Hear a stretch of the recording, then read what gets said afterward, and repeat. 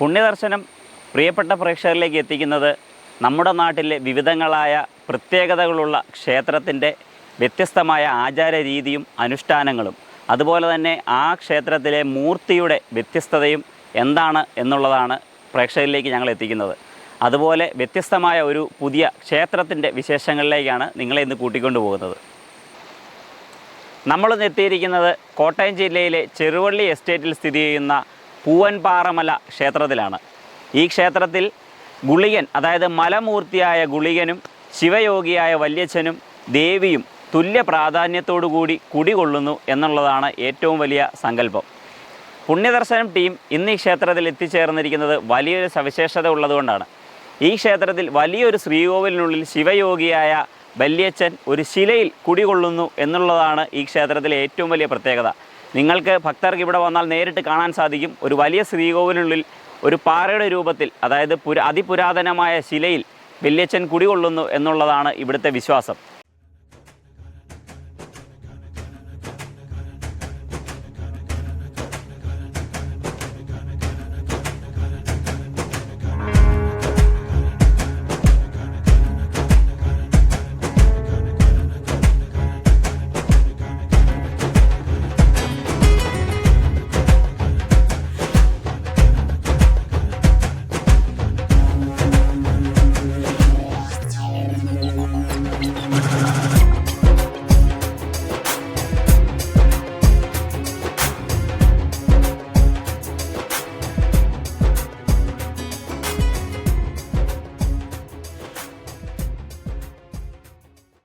കഷ്ടതകൾ കൊണ്ട് ബുദ്ധിമുട്ടുന്ന ഭക്തർക്ക് അവരുടെ വിഷമതകൾ മാറാനും അവരുടെ ആഗ്രഹങ്ങൾ സഫലമാകാനും ഇവിടെ വഴിപാടുകൾ കഴിച്ചാൽ ആഗ്രഹങ്ങൾ സാധിക്കുമെന്നുള്ളത് ഇവിടുത്തെ ഭക്തജന തിരക്ക് മൂലം തന്നെ നമുക്ക് പെട്ടെന്ന് മനസ്സിലാവും.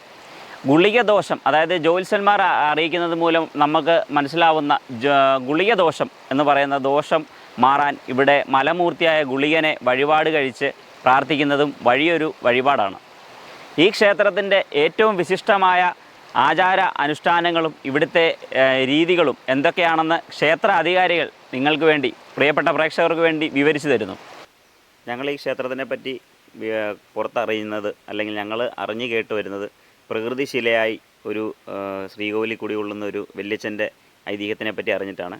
അതുപോലെ തന്നെ ഗുളികന് വളരെയധികം പ്രാധാന്യമുള്ളൊരു ക്ഷേത്രം കൂടിയാണ്. അപ്പോൾ ഗുളിക ക്ഷേത്രമാണെന്നാണ് അറിയപ്പെടുന്നതെങ്കിലും പ്രധാന ശ്രീകോവിലായി നമ്മൾ വല്യച്ഛൻ്റേതാണ് കാണപ്പെടുന്നത്. അപ്പോൾ ഈ ഒരു ക്ഷേത്രം ഇവിടെ നിലകൊള്ളുന്നതും ഇതിൻ്റെ ഒരു ചരിത്ര പ്രാധാന്യമൊക്കെ എങ്ങനെയാണ്?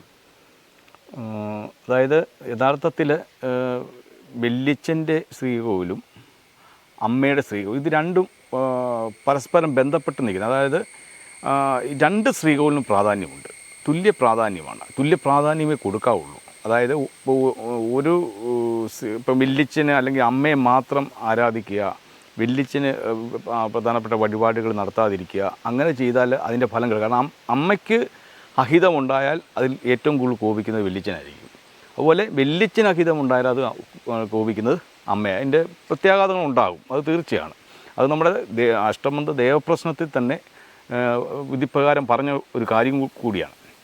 പിന്നെ ഗുളിക എന്ന് പറഞ്ഞാൽ, ഗുളിക സ്ഥാനം എന്ന് പറഞ്ഞാൽ ഇത് കേരളത്തിലെ തന്നെ അപൂർവ ഗുളിക ക്ഷേത്രമാണ്. അപൂർവമായിട്ടുള്ളത്. കാരണം നിരവധി ഭക്തജനങ്ങൾ, നിരവധി ജ്യോത്സ്യന്മാർ വരെ ഈ ഗുളിക ദോഷങ്ങൾ അകറ്റാൻ വേണ്ടി ഈ മലമൂർത്തിയായിട്ടുള്ള ഗുളിക, അപ്പോൾ ഈ ഗുളിക സ്ഥാനം എന്ന് പറയുമ്പോൾ നമുക്കറിയാലോ, ആ ഗുളിക ദോഷങ്ങൾ തീർക്കാനായിട്ട് നമ്മുടെ ഈ ക്ഷേത്രത്തിലാണ് വരുന്നത്. അപ്പം ഗുളിക ദോഷങ്ങൾ തീർക്കുന്നതിന് അതിന് മുമ്പായിട്ട് തന്നെ ആദ്യം വല്യച്ഛൻ്റെ നടയിലെ മുറുക്കാൻ വെച്ച് അവിടുത്തെ പ്രധാനപ്പെട്ട വഴിപാട് നടത്തി, അമ്മയുടെ നടയിലും പ്രധാനപ്പെട്ട വഴിപാട് നടത്തി, ഉപക്ഷേത്രങ്ങളെയും തൊഴുത് ഇതിന് ശേഷം പുറം കളത്തിലാണ് ഗുളികൻ്റെ സ്ഥാനം. കാരണം മദ്യം, മുറുക്കാൻ, മുട്ട, പുകയില, ഇത് ദക്ഷിണയോടുകൂടി ആണ് ഈ ഗുളിക സ്ഥാനത്തുള്ള യഥാർത്ഥ പൂജ എന്ന് പറയുന്നത്. അപ്പം ഈ മദ്യമോ മുട്ടയോ ഒന്നും ഈ ക്ഷേത്രത്തിൻ്റെ നാലുകെട്ടിനുള്ളിൽ അകത്തേക്ക് കയറ്റത്തില്ല. അതെല്ലാം പുറംകളത്തിലാണ്, ഈ ഗുളിക സ്ഥാനം പുറംകളത്തിലാണ് സ്ഥിതി ചെയ്യുന്നത്. അപ്പം യഥാർത്ഥത്തിൽ ഈ വല്യച്ഛൻ്റെ നടയിൽ അതിപുരാതന കാലം തൊട്ടേ ഇവിടെ എസ്റ്റേറ്റിലെ തൊഴിലാളികളായിട്ടുള്ളവരും ഈ ഔട്ട്സൈഡിൽ താമസിക്കുന്നവരായിട്ടുള്ള ഭക്തജനങ്ങളായിട്ടുള്ള പൂവൻപാറമല ഭക്തജനങ്ങൾ വല്യച്ഛൻ്റെ നടയിലാണ് ഈ മദ്യം, മുട്ട ഇതെല്ലാം മുറുക്കാനെല്ലാം വെച്ചുകൊണ്ട് ഇപ്പം മുറുക്കാൻ വെല്ലിച്ചനടയിൽ ഇപ്പോഴും പ്രധാന വഴിപാടാണ്. കാരണം ഫസ്റ്റിലെ ഒരു സംഭവം തുടങ്ങുമ്പോൾ ആദ്യം മുറുക്കാൻ വെച്ച് വെല്ലിച്ചൻ്റെ അടുത്ത് മുറുക്കാൻ വെച്ച് വേണം നമുക്ക് ആരംഭിക്കാൻ തുടങ്ങാനായിട്ട്. അപ്പം അങ്ങനെ ഒരു സാഹചര്യത്തിൽ ഇതൊരു കാരണം ആ സമയത്തുള്ള വന്നുള്ള പൂജകളും അതുപോലെ തന്നെ ഈ കോഴിയെ വെട്ട് അങ്ങനെയുള്ള സംഭവങ്ങളൊക്കെ വന്നു. ഇപ്പം ഈ 2 സ്ത്രീകളെടുത്തിരിക്കുന്നു. ഇപ്പം ബ്രാഹ്മണ പൂജയാണ് നടക്കുന്നത്. ആ ഒരു സാഹചര്യത്തിലാണ് ഇതിനൊരു അടച്ചുറപ്പ് വേണമെന്നുള്ളത്. തന്ത്രി അദ്ദേഹത്തിൻ്റെ നിർദ്ദേശപ്രകാരമാണ് വെയിലും മഴയും അടിച്ച് തന്നെ ഒരു ശ്രീകോവിൽ നിർമ്മിക്കുക, അഴിയിട്ട് ശ്രീകോവിൽ നിർമ്മിക്കുക എന്നുള്ള തീരുമാനമെടുത്ത് അങ്ങനെ കമ്മിറ്റി അത് ശ്രീകോവിൽ പൂർത്തീകരിച്ചു. അപ്പം ഇത് പുറംകളത്തിലാണ് ഗുളിക സ്ഥാനത്താണ് ചെയ്യുന്നതെങ്കിലും ഇതിൻ്റെ യഥാർത്ഥമായിട്ടും ഈ പ്രസാദം സ്വീകരിക്കുന്നത് സാക്ഷാൽ വെല്ലിച്ചനാണ്. അർപ്പിക്കുന്നത് അവിടെയാണെങ്കിലും അർപ്പിക്കുന്നത് ഗുളിക നടയിലാണെങ്കിലും അതിൻ്റെ പ്രസാദം സ്വീകരിക്കുന്നത് വെല്ലിച്ചനാണ്. അതവിടെ അങ്ങനെ ചെയ്തുകൊണ്ട് ഞങ്ങൾ ദേവപ്രശ്നങ്ങൾ വെച്ച് നോക്കി, ദേവപ്രശ്നത്തിൽ ചോദിച്ചിട്ടുണ്ട്, അല്ലാതെ പ്രശ്നങ്ങൾ വെച്ച് നോക്കിയിട്ടുണ്ട്. അങ്ങനെ അവിടെ വഴിപാടായിട്ട് അവിടെ ഗുളിക സ്ഥാനത്ത് നടത്തുന്നതിലൊന്നും വെല്ലിച്ചന് ഒരു അതിർത്തിയുമില്ല. വെല്ലിച്ചൻ ആ പ്രസാദം ഇപ്പോഴും സ്വീകരിക്കുന്നുണ്ട്. കാരണം വന്നു പോയി ഈ വഴിപാടുകൾ നടത്തി പോകുന്നവരെല്ലാവരും അവർക്കെല്ലാം കൃത്യമായിട്ട് അവർ പിന്നീടാണെങ്കിലും ഈ ക്ഷേത്രത്തിൽ വരുന്നുണ്ട്. അതിൻ്റെ ഫലം കിട്ടുന്നതുകൊണ്ട് തീർച്ചയായിട്ടും ഓരോരുത്തരും അവർക്ക് കൃത്യമായിട്ടും അതിൻ്റെ ഫലം കിട്ടുന്നുണ്ട്. അപ്പോൾ അതാണ് ഈ ഗുളിക സ്ഥാനത്തെക്കുറിച്ച് പറയാനുള്ളത്. പിന്നെ ഇവിടെ സർപ്പം എന്ന് പറയുന്നത് സർപ്പത്തിന് വളരെ പ്രാധാന്യമുള്ള ഒരു ക്ഷേത്രമാണിത്. കാരണം ഈ വെല്ലിച്ചൻ്റെ നടയിൽ തന്നെ സർപ്പം വെല്ലിച്ചൻ്റെ നടയിൽ തന്നെ ശ്രീകോവിലിനുള്ളിൽ തന്നെ കുടികൊള്ളുന്ന ഒരു സങ്കല്പമാണ്. സങ്കല്പമല്ല, അത് പലരും കണ്ടിട്ടുമുള്ളതാണ്. ഈ വെല്ലിച്ചൻ്റെ നടയിൽ തന്നെ സർപ്പം കുടികൊള്ളുന്നത് പലരും കണ്ടിട്ടുണ്ട്. അവിടെ നേരത്തെ മുട്ട വെക്കുന്നത് അവിടെയായിരുന്നു. ഇതെല്ലാം കൃത്യമായിട്ട് എല്ലാത്തിനും പ്രാധാന്യത്തോടെയുള്ള ഒരു ക്ഷേത്രമാണ്. ഇപ്പോൾ ഭക്തജനങ്ങളുടെ ഒരു അതിബാഹുല്യമായ ഒരു കടന്നുവരവ് ഇപ്പോൾ നമ്മുടെ ഈ ക്ഷേത്രത്തിലുണ്ട്. നിരവധി ഇപ്പോൾ ഇന്ന് തന്നെ നിരവധി ആൾക്കാർ പല സ്ഥലത്തു നിന്ന് തന്നെ നിരവധി ആൾക്കാർ എത്തിച്ചേരുന്നുണ്ട്. ഓരോ ദിവസങ്ങൾ വർദ്ധിക്കും തോറും ഇതിൻ്റെ ഭക്തജനങ്ങളുടെ വർധന ഉണ്ടാകും. ഇനിയിപ്പം തന്ത്രിദേവൊക്കെ ആലോചിച്ചിട്ട് ഒരു നിത്യപൂജ, ഇപ്പം നിത്യപൂജയില്ല, നമുക്ക് ഞായറാഴ്ച ദിവസവും മലയാള മാസം 1-ാം തീയതിയും പിന്നെ മറ്റു വിശേഷ ദിവസങ്ങളിലുമാണ് നട തുറക്കുന്നത്.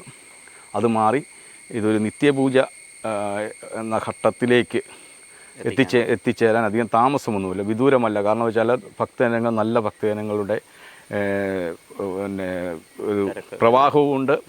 അതുപോലെ തന്നെ ഭക്തജനങ്ങളുടെ നല്ല ഒരു സപ്പോർട്ടും ഉണ്ട്. നമ്മുടെ ക്ഷേത്രത്തിൽ നല്ല സപ്പോർട്ടും ഉണ്ട്. പിന്നെ ഒരു വിമാനത്താവള പദ്ധതി ഇപ്പം ശബരി ഗ്രീൻഫീൽഡ് എയർപോർട്ട് വരിക എന്നും പറഞ്ഞ് ഒരു ന്യൂസ് ഇവിടെ നമുക്ക് സർക്കാരിൻ്റെ തരത്തിലൊരു ന്യൂസൊക്കെ വരുന്നുണ്ട്. അതിൻ്റെ കഴിഞ്ഞ ദിവസം MLA ഒരു SLA തൊഴിലാളികളെ വിളിച്ചൊരു കാര്യങ്ങളൊക്കെ സംസാരിക്കുകയൊക്കെ ചെയ്തായിരുന്നു. അപ്പം അതിൻ്റെ ആശങ്ക, നമ്മുടെ ക്ഷേത്രത്തെക്കുറിച്ചുള്ള ആശങ്ക കൃത്യമായിട്ടും നമ്മൾ രേഖാമൂലം MLAക്കും കൊടുത്തിട്ടുണ്ട്, മറ്റുള്ള പല പഠന സമിതിക്കെല്ലാം നമ്മൾ കൊടുത്തിട്ടുണ്ട്. ഇത് ഏകദേശം ഈ ക്ഷേത്രം സ്ഥിതി ചെയ്യുന്നത് കരിമ്പന്തൂട് വനപ്രദേശത്തിൽ കൂടി ഹൈവേയിലേക്കൂടെ കടന്നു പോകുന്നത് ഏകദേശം 1 കിലോമീറ്ററേ ഉള്ളൂ. അപ്പം നമ്മുടെ ഒരു ആവശ്യം എന്ന് പറയുന്നത് ഈ ക്ഷേത്രത്തിന് മതിയായ സ്ഥലങ്ങൾ തരിക, വികസനത്തിന് ആവശ്യമായ സ്ഥലങ്ങൾ തരിക, എന്നിട്ട് നമുക്ക് ആ കരിമ്പന്തൂട് ഭാഗത്തേക്ക് ഒരു വഴി വെട്ടിത്തന്ന് ഈ ക്ഷേത്രത്തെ ഇവിടെ സ്ഥായിക്കുക. കാരണം മറ്റ് നിർമ്മാണ പ്രവർത്തനങ്ങൾ വരുന്ന ഒരു സ്ഥലമല്ല ഈ ക്ഷേത്രം ഇരിക്കുന്നത്. പിന്നെ രണ്ടാമത് ഇപ്പം അമ്മയുടെ ശ്രീകോവിൽ വേണമെങ്കിൽ നമുക്ക് പൊളിച്ച് മാറ്റി വേറെ ഇടത്തൊക്കെ സ്ഥാപിക്കാം.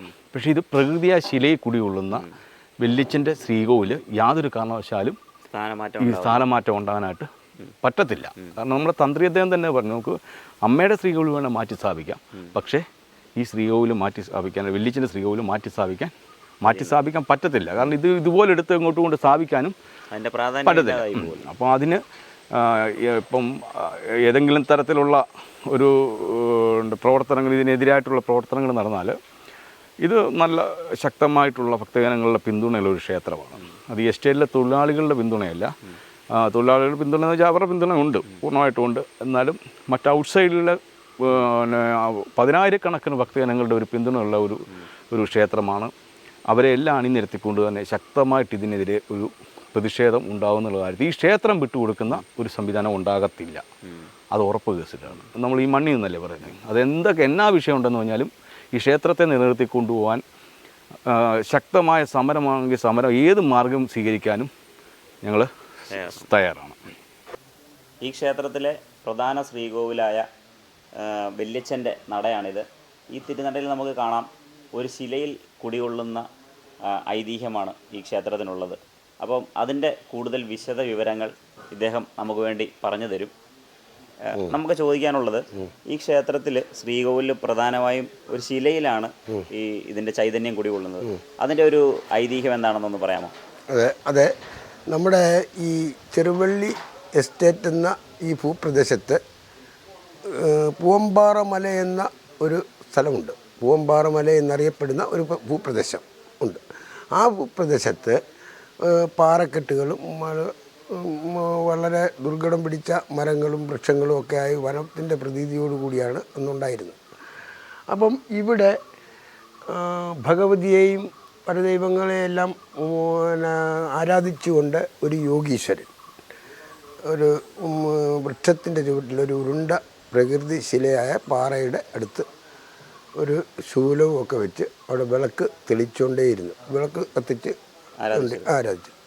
ആ ആളാണ് അന്നുണ്ടായിരുന്ന ആളുകൾ അദ്ദേഹത്തിനെ കാണുകയും അദ്ദേഹം ഇങ്ങനെ വിളക്ക് തെളിച്ച് ആരാധിക്കുന്ന ഒരു മൂർത്തി ഭാവത്തോടു കൂടി ഒരു യോഗീശ്വരനായ ആളിനെ കാണുകയും അദ്ദേഹത്തിനെ അന്നുണ്ടായിരുന്ന ആളുകൾ വെല്ലിച്ചനെന്ന് നാമകരണം ചെയ്ത് വെല്ലിച്ചൻ എന്ന് വിളിച്ചുകൊണ്ട് പൂവമ്പാറമലയുടെ പേര് കൂട്ടി പൂവമ്പാറമല വെല്ലിച്ചൻ എന്ന് വിളിച്ചുകൊണ്ട് ആരാധിച്ചു.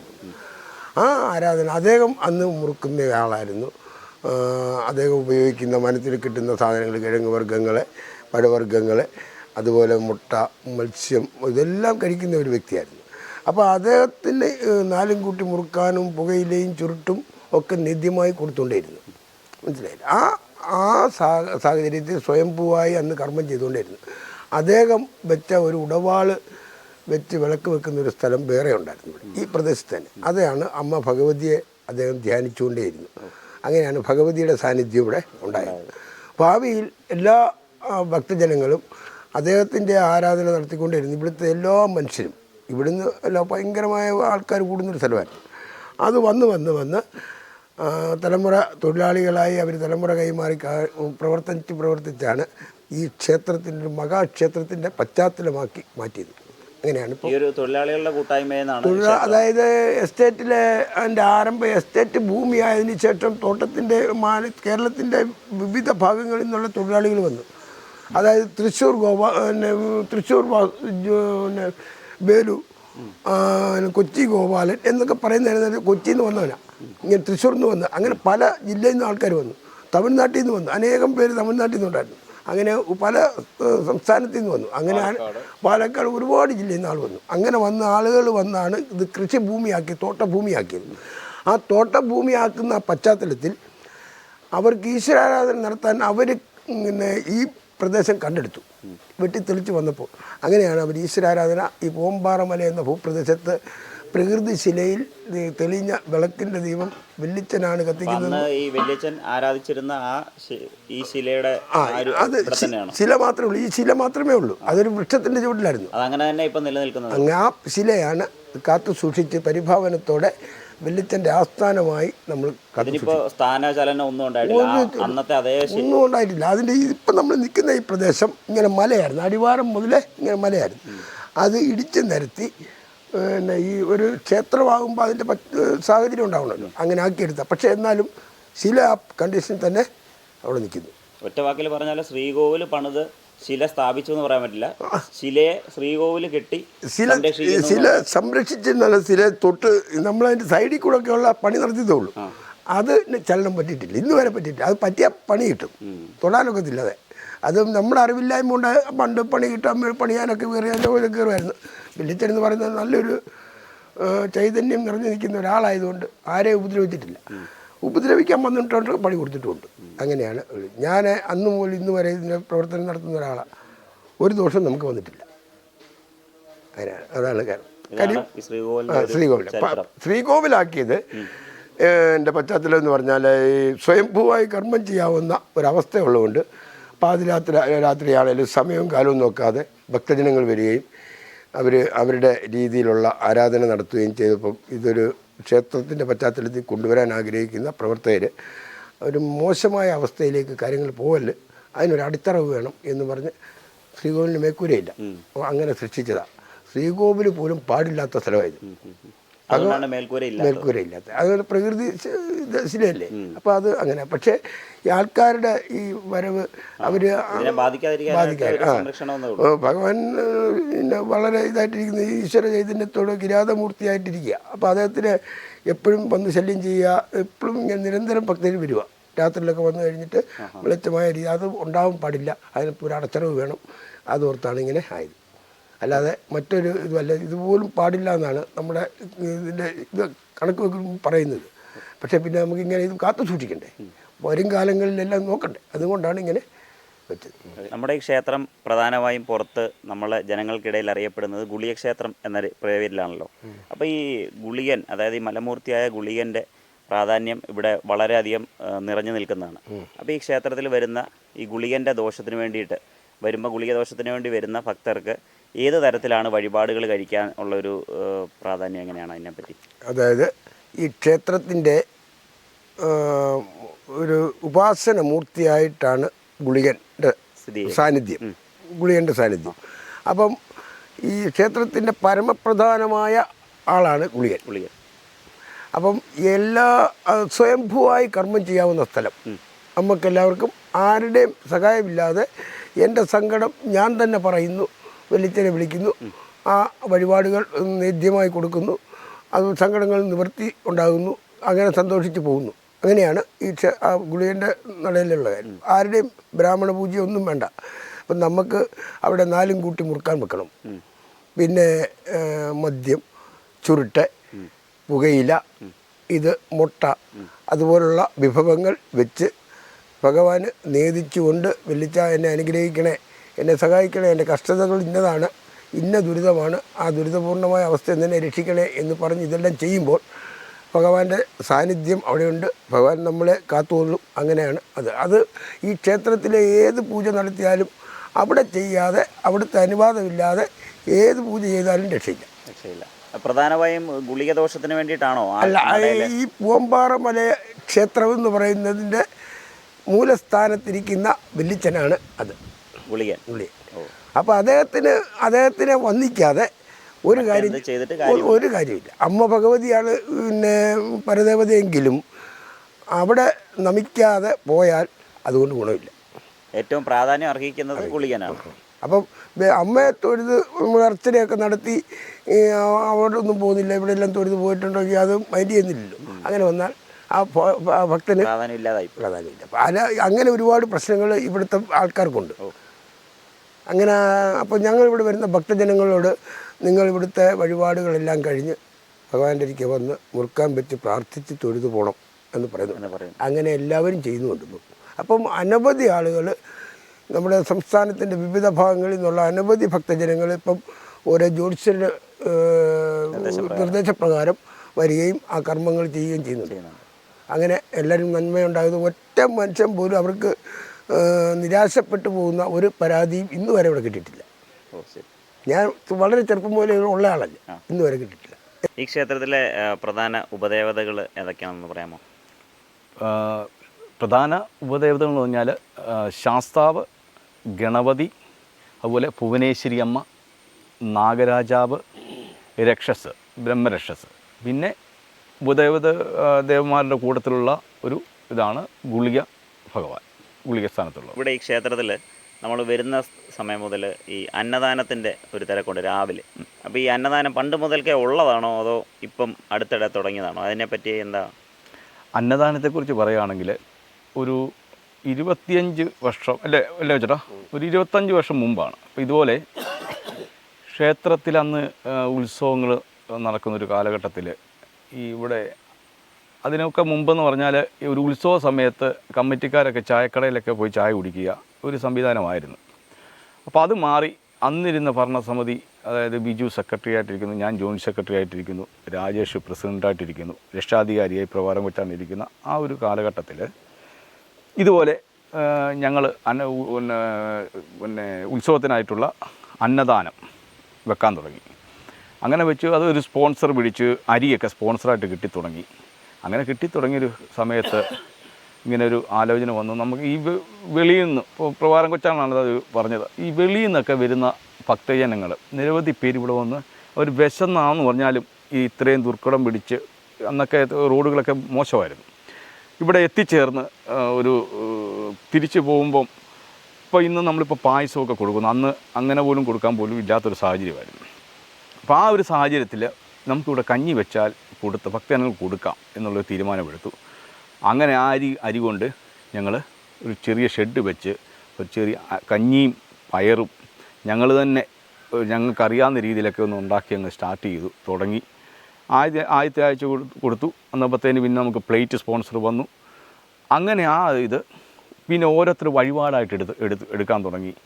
അങ്ങനെ അത് ഒരു വികസിച്ച് ഓരോ ആഴ്ച കഴിയും തോറും ഓരോരുത്തരത് ഓരോ ആഴ്ച അവരുടെ വഴിപാടായിട്ട് ചെയ്തു. അപ്പോൾ ക്ഷേത്രത്തിന് അതൊരു വരുമാനമായി. പിന്നെ അതൊരു നമ്മളിപ്പം ആ കൗണ്ടറിൻ്റെ ആ ഭാഗത്തായിരുന്നു ആദ്യം അന്നദാന കൗണ്ടർ. അപ്പം ആൾക്കാരൊക്കെ ഇവിടെയൊക്കെ ഇരുന്ന് തന്നെയാണ് കഴിക്കുന്നത്. അപ്പം അങ്ങനെ വന്നപ്പോഴത്തേന് ഇങ്ങനെ നമുക്കൊരു അന്നദാനം വെക്കാൻ ഒരു സ്ഥലം വേണം എന്ന ഒരു ആവശ്യപ്രകാരം നമ്മൾ മാനേജ്മെൻറ്റിനെ സമീപിച്ചു. അവർ നമ്മുടെ ഇതിനെ പറ്റത്തില്ല എന്നുള്ളൊരു നിലപാടെടുത്തു. അപ്പം ഒരു നിലപാടെടുത്തപ്പോഴത്തേന് ഒരു ഉത്സവത്തിന് ഈ താഴെ ഷെഡ് വെക്കുകയും അത് ഞങ്ങൾ പൊളിക്കാതെ ഇടുകയും ചെയ്തു.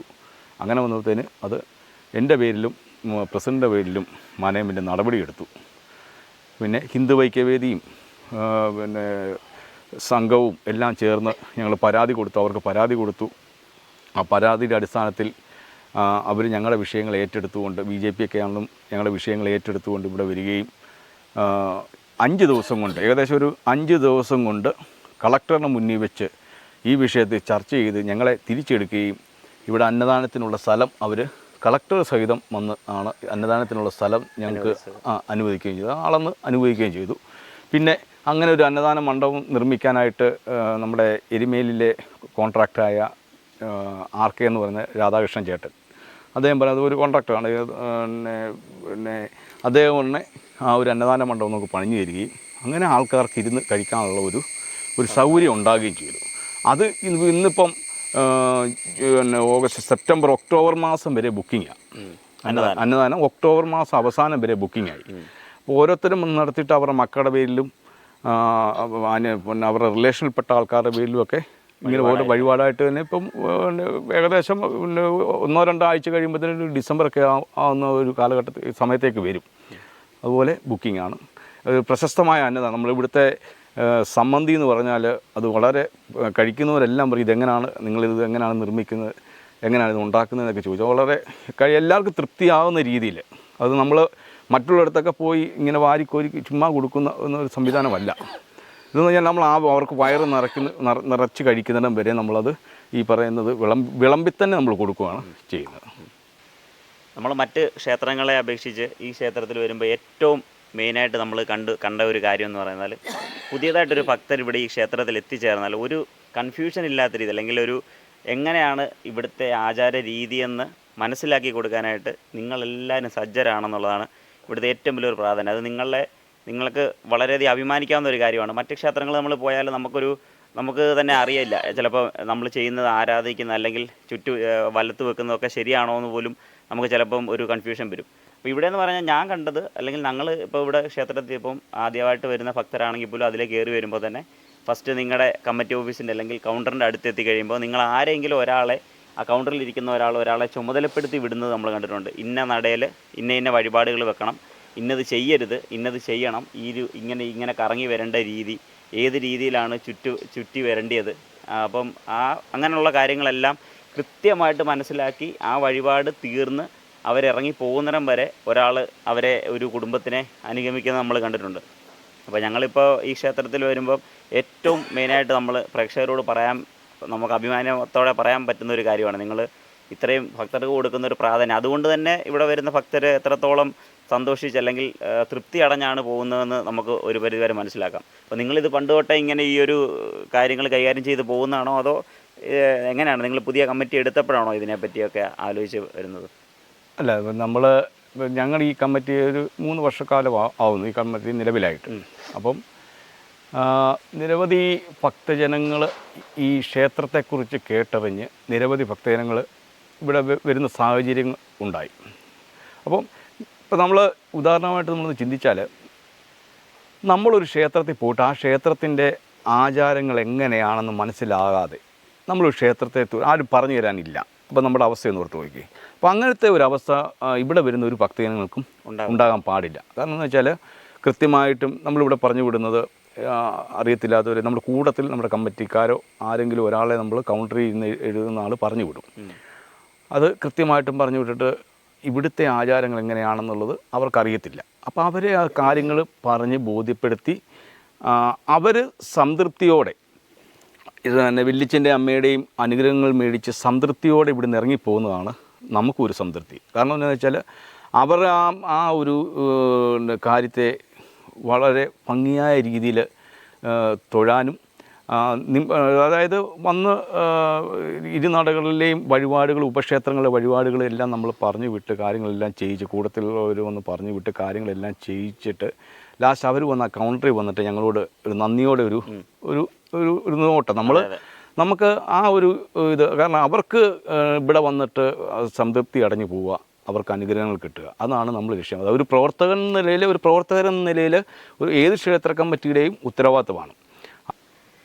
ഈ ക്ഷേത്രത്തിൽ കാര്യങ്ങൾ വളരെ അധികം ഭംഗിയായിട്ട് ഞങ്ങൾക്ക് വിവരിച്ചു തന്നതിന് വളരെ നന്ദിയുണ്ട്. ഈ ക്ഷേത്രത്തിനെ പറ്റി ഞങ്ങളാൽ കഴിയുന്ന വിധം ഞങ്ങൾ ഈ വീഡിയോ മറ്റ് പ്രേക്ഷകരിലേക്ക് എത്തിക്കും. അപ്പം നിങ്ങളും ഞങ്ങളുടെ വീഡിയോ കാണുകയും സപ്പോർട്ട് ചെയ്യുകയും ഈ വീഡിയോ മറ്റുള്ളവരിലേക്കൊന്ന് അയച്ചു കൊടുക്കുകയും അവരുടെ അഭിപ്രായങ്ങൾ ഞങ്ങളെ അറിയിക്കുകയും ചെയ്യുമെന്ന് പ്രതീക്ഷിക്കുന്നു.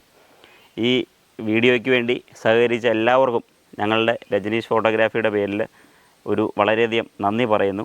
ഈ ക്ഷേത്രങ്ങളെപ്പറ്റി വീഡിയോ ചെയ്യുന്ന ഞങ്ങളുടെ ഈ ചാനലിൻ്റെ പേര് രജനീഷ് ഫോട്ടോഗ്രാഫി എന്നായിരുന്നു. അപ്പം എന്നായിരുന്നു എന്ന് പറയുന്നതിൻ്റെ അർത്ഥം എന്താണെന്ന് വെച്ചാൽ, ഞങ്ങളുടെ രജനീഷ് ഫോട്ടോഗ്രാഫി എന്ന ചാനലിൽ ഞങ്ങൾ ക്ഷേത്രങ്ങളെപ്പറ്റി ചെയ്യുന്ന സെഗ്മെൻറ്റിൻ്റെ പേര് പുണ്യദർശനം എന്നായിരുന്നു. അപ്പം വളരെയധികം പ്രേക്ഷകർ കമൻറ്റിലൂടെയും ഞങ്ങളെ വിളിച്ചും ഞങ്ങളെ നേരിട്ടറിയുന്നവരും പറഞ്ഞത്, ഈ ക്ഷേത്രങ്ങളെപ്പറ്റി ചെയ്യുന്ന നിങ്ങൾക്ക് ഈ ചാനലിൻ്റെ പേര് പുണ്യദർശനം എന്ന് തന്നെ ആക്കിക്കൂടെ എന്നൊരു അഭിപ്രായം എല്ലാവരും പറഞ്ഞു. അപ്പം അത് വളരെയധികം നമ്മളെക്കൊണ്ട് പറ്റുന്ന ഒരു കാര്യമാണെന്ന്, അത് ഉചിതമാണെന്ന് തോന്നിയതുകൊണ്ട് നമ്മൾ രജനീഷ് ഫോട്ടോഗ്രാഫി എന്ന ചാനലിൻ്റെ പേര് ഇന്ന് മുതൽ പുണ്യദർശനം എന്ന പേരിലേക്ക് മാറ്റുകയാണ്. അപ്പം ഇനി അറിയപ്പെടുന്നത് പുണ്യദർശനം എന്ന ചാനൽ എന്ന രീതിയിലാണ്. അപ്പോൾ ഇവിടെ വരുന്ന ഭക്തർക്ക് ഞങ്ങളുടെ ചാനൽ പരിചയപ്പെടുത്തുകയും ഈ വീഡിയോ എല്ലാവരിലേക്ക് എത്തിക്കുകയും ചെയ്യുമെന്ന് പ്രതീക്ഷിക്കുന്നു. ഈ വീഡിയോയിൽ ഞങ്ങൾക്കൊപ്പം പങ്കെടുത്ത നിങ്ങളുടെ സമയം, വളരെ വിലപ്പെട്ട സമയം ഞങ്ങൾക്ക് വേണ്ടി ചെലവഴിച്ചതിന് സെക്രട്ടറിയും പ്രസിഡൻറ്റിനും മറ്റ് പേരെടുത്ത് പറയാത്ത എല്ലാ ക്ഷേത്ര ഭാരവാഹികൾക്കും ഈ പുണ്യദർശനം എന്ന ചാനലിൻ്റെ പേരിൽ വളരെയധികം നന്ദി രേഖപ്പെടുത്തുന്നു. അദ്ദേഹം ക്യാമറാമാനും സംവിധായകനുമായ രജനീഷാണ്. അദ്ദേഹത്തിൻ്റെ പേരിലാണ് ചാനൽ. ഞാൻ അവതാരകനാണ്. എൻ്റെ പേര് ജിതേഷ് എന്നാണ്. ഓക്കെ, പ്രേക്ഷകർക്കും ഈ ക്ഷേത്രത്തിനും വേണ്ടി എല്ലാവിധ നന്ദികളും അറിയിക്കുന്നു. പുണ്യദർശനം പതിവ് പോലെ എന്നും എത്തിക്കുന്നത് നിങ്ങളുടെ നാട്ടിലെ അല്ലെങ്കിൽ നമ്മളുടെ ചുറ്റുവട്ടത്തുമുള്ള ക്ഷേത്രങ്ങളിലെ ആചാര അനുഷ്ഠാനങ്ങളും അല്ലെങ്കിൽ അവിടുത്തെ പ്രത്യേകതകളും എന്താണ് എന്നുള്ളതാണ്. അങ്ങനെ വ്യത്യസ്തമായ ക്ഷേത്രങ്ങളുടെ ഒരുപാട് വിശേഷങ്ങളാണ് നിങ്ങളുടെ മുൻപിലേക്ക് ഞങ്ങൾ മുൻ വീഡിയോയിൽ എത്തിച്ചിരിക്കുന്നത്. നിങ്ങൾ കമൻറ്റിലൂടെ ഞങ്ങൾക്ക് വിശദമായ അഭിപ്രായങ്ങളും നിർദ്ദേശങ്ങളും തരണമെന്ന് വീണ്ടും പഴയതുപോലെ തന്നെ അപേക്ഷിക്കുകയാണ്. അത് മറ്റൊന്നുമല്ല, നിങ്ങളുടെ വിലയേറിയ കമൻറ്റുകളാണ് ഞങ്ങൾക്ക് മുന്നോട്ടുള്ള യാത്രയ്ക്ക് പ്രചോദനമാകുന്നത് എന്നുള്ളത് വലിയൊരു കാര്യമാണ്. ഇപ്പോൾ ഞങ്ങളുടെ ഈ പേരുമാറ്റം പോലും നിങ്ങളോട് അറിയിക്കുന്നത് നിങ്ങളുടെ നിർദ്ദേശപ്രകാരം നിങ്ങൾ തന്നിരിക്കുന്ന ആ സപ്പോർട്ടിൻ്റെ ബലത്തിലാണ് ഞങ്ങൾ പേര് പോലും ചേഞ്ച് ചെയ്തിരിക്കുന്നത്. അപ്പോൾ നിങ്ങൾ ഏറ്റവും നമ്മൾക്ക് വേണ്ടി ചെയ്യുന്ന സപ്പോർട്ടിനൊപ്പം നിങ്ങളുടെ നാട്ടിൽ അറിയപ്പെടാത്ത ക്ഷേത്രങ്ങളുണ്ടെങ്കിൽ അല്ലെങ്കിൽ വ്യത്യസ്തമായ സവിശേഷതകളുള്ള ക്ഷേത്രങ്ങളുണ്ടെങ്കിൽ ആ ക്ഷേത്രങ്ങളെപ്പറ്റി ഞങ്ങളെ ഒന്ന് വിളിച്ചറിയിക്കുകയോ കമൻറ്റിലൂടെ അറിയിക്കുകയോ ചെയ്തു കഴിഞ്ഞാൽ നമുക്ക് ആ ക്ഷേത്രങ്ങളുടെ വിശേഷങ്ങൾ ഞങ്ങളുടെ അടുത്ത എപ്പിസോഡിലൂടെ ഞങ്ങൾക്ക് ചിത്രീകരിക്കാവുന്നതാണ്. അതിനും ഈ വീഡിയോ നിങ്ങൾ കാണുന്നത്, അതായത് എല്ലാ വീഡിയോയും നിങ്ങൾ കാണുന്നതോടൊപ്പം മറ്റുള്ളവരിലേക്ക്, ഈ വീഡിയോ കാണാത്തവരിലേക്ക് ഷെയർ ചെയ്ത് എത്തിക്കുകയും ഈ വീഡിയോകളെ, ഞങ്ങളുടെ വീഡിയോസിനെ മാക്സിമം സപ്പോർട്ട് ചെയ്യുകയും ഞങ്ങളോടൊപ്പം സഹകരിക്കുകയും ചെയ്യണമെന്ന് ഒരിക്കൽ കൂടി അറിയിക്കുകയാണ്. ഇന്ന് വളരെ വിശദീകരിച്ച് നമുക്ക് ഈ ക്ഷേത്രത്തിനെ പറ്റി അറിയിച്ചു തന്നിരിക്കുന്നത് ക്ഷേത്രാധികാരികളാണ്. പൂവൻപാറമല ക്ഷേത്രത്തിലെ പ്രിയപ്പെട്ട ക്ഷേത്രാധികാരികളോട് വാക്കുകളിൽ ഒതുങ്ങാത്ത നന്ദി അറിയിക്കുന്നു. ഞങ്ങളുടെ ചെറിയൊരു സംരംഭം, അതായത് പുണ്യദർശനം എന്ന ചെറിയൊരു യൂട്യൂബ് ചാനൽ ഞങ്ങൾ അവരെ സമീപിച്ചപ്പോൾ അവർ ഞങ്ങളെ വളരെയധികം സന്തോഷത്തോടെ സ്വാഗതം ചെയ്തു. വളരെ പിന്തുണയോടെ കമ്മിറ്റി അംഗങ്ങളെല്ലാം തന്നെ ഞങ്ങളോട് ഒപ്പം തുടക്കം മുതൽ അവസാനം വരെ എല്ലാവരും ഒപ്പം നിന്നു എന്നുള്ളത് വലിയൊരു നന്ദി അറിയിക്കുന്ന കാര്യമാണ്. അപ്പോൾ ഈ പൂവൻപാറമല ക്ഷേത്രത്തിൻ്റെ ഈ വീഡിയോ ഇത്ര വളരെ ഭംഗിയായി ചിത്രീകരിക്കാൻ സാധിച്ചത് അധികാരികളുടെ ഒരു പിന്തുണയുള്ളതുകൊണ്ടാണ്. പൂവൻപാറമല ക്ഷേത്രത്തിലെ എല്ലാ അധികാരികൾക്കും പുണ്യദർശനത്തിൻ്റെ പേരിൽ വലിയൊരു നന്ദി അറിയിക്കുന്നു. ഈ പുണ്യദർശനം എന്ന യൂട്യൂബ് ചാനലിലൂടെ എനിക്ക് നിങ്ങളുടെ മുന്നിലേക്ക് ഒരു അവസരം ഒരുക്കി തന്ന ഇതിൻ്റെ സംവിധായകനായ രജനീഷ് വിആറിന് ഒരുപാട് നന്ദി അറിയിക്കുന്നു. അതോടൊപ്പം എന്നെ സ്വീകരിച്ച നിങ്ങൾക്ക് പ്രേക്ഷകർക്കും ഒരുപാട് നന്ദി അറിയിക്കുന്നു. എല്ലാവിധ അനുഗ്രഹങ്ങളും ഉണ്ടാവും എന്ന പ്രതീക്ഷയോടെ ഞാൻ ജിതേഷ് കുളത്തൂർ. നന്ദി.